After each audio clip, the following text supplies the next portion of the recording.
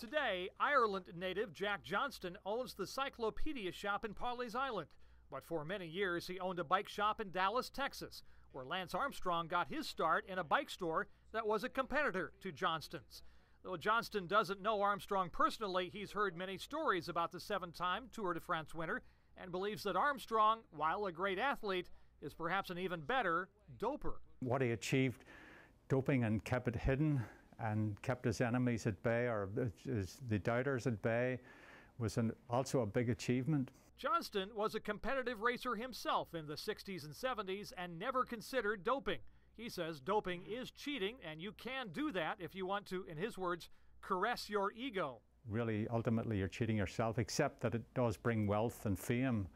In Lance's case. There are some in the cycling community who point out that whether Armstrong is guilty of doping or not, he's certainly done a lot for his sport.